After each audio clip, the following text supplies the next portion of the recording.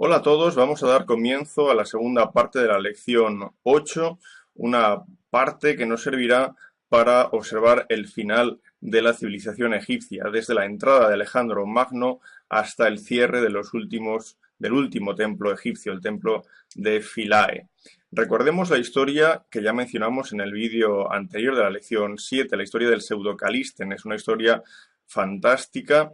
que sirvió quizás como cuento popular para asociar la figura de Alejandro Magno con la del último rey indígena, con la de Nectanebo II. El hecho es que Alejandro Magno es hijo de Filipo II de Macedonia y Olimpia de Épiro, pero ya desde joven mostró unas excelentes cualidades como estratega militar. Recordemos que ya en el 338 participó en la famosa batalla de Queronea, en la que comandó el ala izquierda de la caballería macedónica, obteniendo una gran victoria que sirvió para mostrar el dominio de Macedonia sobre buena parte de Grecia. Alejandro Magno va a suceder a su padre en el año 336. Filipo II fue asesinado mientras se celebraba el matrimonio de una hija suya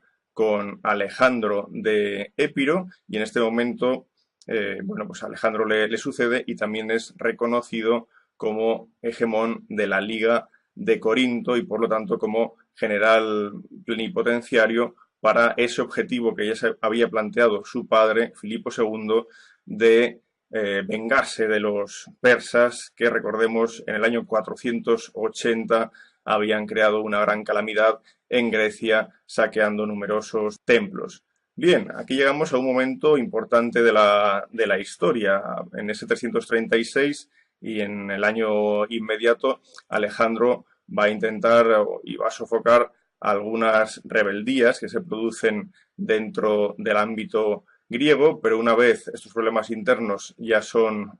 solucionados, en la primavera del 334 realizará el célebre paso del Helesponto, con 30.000 infantes y 6.000 jinetes macedonios, acompañados de 7.000 infantes soldados griegos y otros 600 soldados también aportados, jinetes aportados por los griegos. Cuando llega a Troya, una vez ya cruza el Helesponto y se sitúa en Asia, vamos a ver cómo la historia nos cuenta que él cambió sus armas por las armas de los héroes. Recordemos la famosa batalla de Troya, y además celebró sacrificios en honor a Aquiles. Debemos recordar que en su genealogía mítica se dice que por línea materna él era descendiente de Aquiles, ese gran héroe de la guerra de Troya. La primera gran batalla contra las fuerzas de Darío III, en realidad contra las fuerzas que habían apostado los sátrapas de la región de Anatolia, se produce en Gránicos. Esta primera batalla tiene lugar en el año 334 a.C. y será seguida por una segunda batalla, esta vez ya con presencia de Darío III en Isos. Esta tendrá lugar en el año 333. A partir de aquí se van a producir toda una serie de combates hasta la llegada de Alejandro Magno a Egipto. Desde luego, uno de los elementos más importantes de la iconografía de Alejandro que podemos citar es este precioso mosaico hallado en la Casa del Fauno en Pompeya, en el que se presenta a los Etairoi, la caballería macedónica, luchando contra los persas de Darío III, que acabaría huyendo de esta batalla y dejando atrás alguna de sus esposas e hijos. Bueno, una vez sucede la batalla de Isos, cercana al Golfo de Alejandreta, veremos cómo Alejandro entra victorioso en Arbad, en Biblos, en Sidón, pero en cambio encuentra una fuerte oposición en Tiro, una oposición que se resumirá en 7 meses de asedio, 7 meses de largo asedio, y también en la construcción de un muelle que unió la isla de Tiro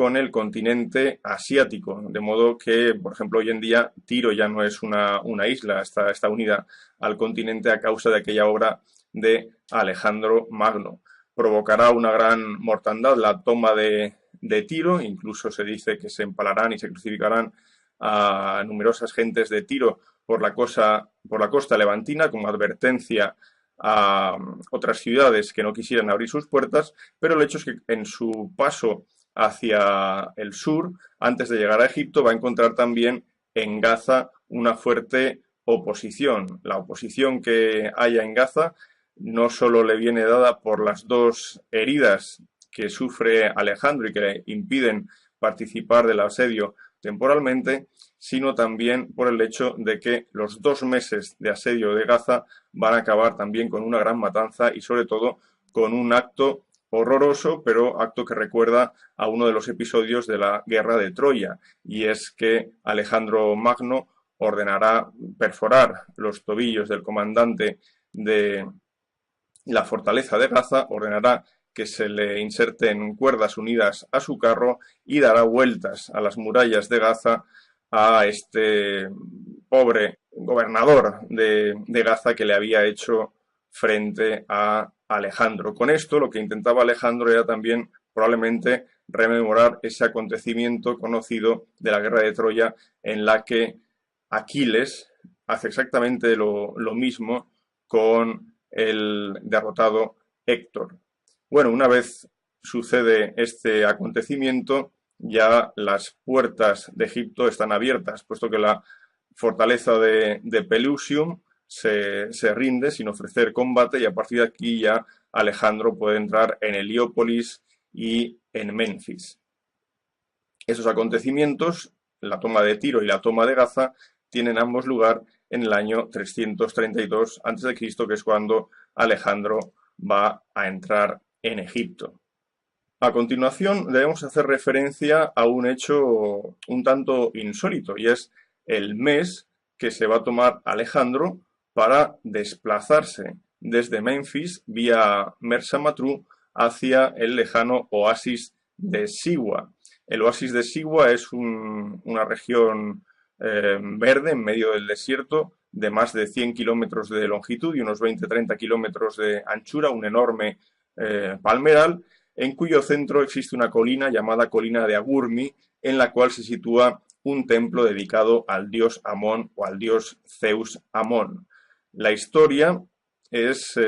conocida, sobradamente conocida, hemos dicho antes, como Alejandro Magno, por vía materna, decía que era descendiente del gran Aquiles, pero es que por vía paterna, por vía de Filipo II, la genealogía mítica de Alejandro lo llevaba a Heracles, a Perseu y, por lo tanto, a ser también un descendiente del dios Zeus. De modo que este fascinante viaje al oasis de Siwa, dejando de lado completamente el conflicto con los persas, tiene la intención de averiguar, de ser reconocido como hijo de Amón, como hijo de Zeus. Así que Alejandro se acerca al templo de Amón en este oasis de Siwa y según Plutarco, él nos ofrece una versión muy curiosa, según Plutarco, cuando él es recibido por el sacerdote principal del templo, el saludo que le ofrece dicho sacerdote es el de "O Paidion", es decir, mi hijo, pero que pudo haber sido entendido quizás por el mal griego que hablara dicho sacerdote, pudo haber sido entendido como Pa Dios, es decir, hijo de Dios. Esto es lo que nos indica Plutarco. En todo caso, la visita a ese oasis va a tener como resultado el reconocimiento de Alejandro Magno como hijo de Amón, como hijo de Zeus. De hecho, veremos cómo las monedas que se acuñan a partir de entonces a Alejandro Magno se le incluyen 2 cuernos a ambos lados para recordar un tanto la figura del carnero, que es la forma animal del dios Amón. Una vez abandona el oasis de Siwa, probablemente será en este momento cuando ya se dé el objetivo de fundar la ciudad de Alejandría. cuya fecha de fundación quizás corresponda al 20 de enero del año 331 antes de Cristo. Será una de las, por lo menos, 30 Alejandrías que Alejandro fundará en todo este gran territorio que va a conquistar en los próximos años. Alejandro se va a mostrar como faraón en Egipto, así va a ser reconocido y por lo tanto también Alejandro va a gozar de una completa titulatura real. Como nombre de entronización utilizará el de Setepenra Meri Amon y como nomen simplemente el de Alejandro, su nombre. Encontramos numerosos relieves de Alejandro Magno en el templo de Luxor, en la zona más interna del templo de Amenhotep III en Luxor, hallamos una capilla que sirve de reposadero para la barca del dios Amón. Pues bien, esta capilla fue realizada en época de Alejandro Magno y por lo tanto los relieves que aparecen en ella, como estos que veis ahora en pantalla o este otro, corresponden al propio faraón y rey macedonio. Sin embargo, también podemos encontrar, por ejemplo, en la zona del Agmenú de Tutmosis III, en Karnak, donde nuevamente Alejandro Magno es representado realizando ofrendas a dioses egipcios, entre ellos, por supuesto, el dios Amón. Pero esa aventura que le lleva a Alejandro Magno a Egipto, aunque es breve, no va a finalizar aquí. La aventura va a ir más allá, va a ir incluso hasta la India. No obstante, Alejandro va a dejar preparada una administración en Egipto, una administración civil que en principio será llevada por dos egipcios, se ha transmitido que son Doloaspis y Petisis, pero aparte de estos administradores civiles, va a dejar también una administración militar, conservando la idea de la división entre el Bajo Egipto y el Alto Egipto. Esto será con Alejandro. Después, cuando lleguen los Ptolomeos, vamos a ver cómo van a cambiar bastante las cosas y prácticamente toda la administración quedará en manos de los griegos. En su viaje hacia el este, Alejandro va a ir conquistando importantes ciudades: Babilonia, Susa, Persépolis, Pasargada, Ecbatana, pero aún irá más hacia el este, primero persiguiendo a Darío, pero después, tras la muerte, tras el asesinato de Darío, perseguirá al sátrapa de Bactria, su asesino, Besos, hasta también concluir con la ejecución de este, que precisamente había sido capturado en una incursión de Ptolomeo, el futuro rey de Egipto. El viaje hacia el este nos va a llevar a un mundo muy interesante. Fijémonos en que, por ejemplo, hacia el año 327 él consigue capturar una fortaleza en Uzbekistán. Allí conocerá, entre las prisioneras, a Roxana, hija de Oxiarte, Roxana, que se convertirá precisamente en la madre del futuro heredero Alejandro IV, que aparecerá como faraón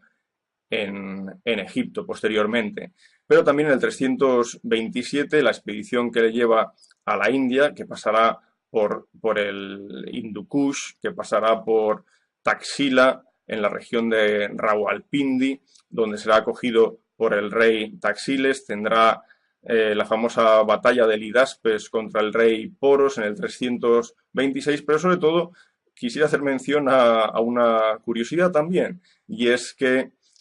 una vez toma Sangala, en el país de los Catayos, llegará al río Chenab, un río conocido por los griegos como el Acesines. Bien, pues en este Chenab él observará flores de loto, observará también la existencia de cocodrilos, creyendo él que habría podido llegar a las fuentes del río Nilo. No obstante, pues ya se le explicó que esto no era más que un afluente del río Indo que iba a dar hacia el mar meridional, lo que conocemos como el Océano Índico. Alejandro Magno morirá en Babilonia tras una enfermedad de 10 días de duración,